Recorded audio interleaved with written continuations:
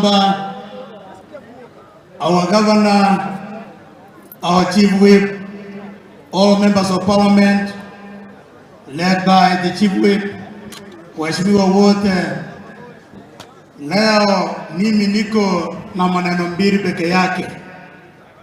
Unajua mimi na mwenzangu tulikuwa hapa for 10 years. Lakini kwa hiyo miaka 10 mimi sikuona hii, hatukufanya hii. Kwa hivyo ndugu yangu Simba Arati, asante sana na pongezi kwa kazi safi.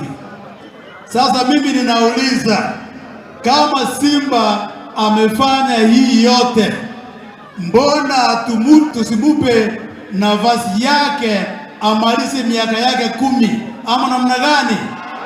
Hebu nipe 10 ya tutamia Simba Arati, tutamia Simba Arati.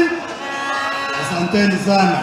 Alafu tukumbuke ya kwamba sisi kama Wakisii, kusema ukweli, tuko ndani ya serikali.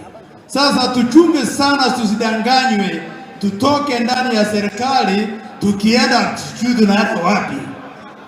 Na sisi kama Wakisii tukuje pamoja, tuongee na sauti moja, tukiongozwa na wenzetu watatu, waziri, gavana pamoja na mwenzangu Silvanus Osoro. Asanteni sana na Mungu asidi kuwabariki.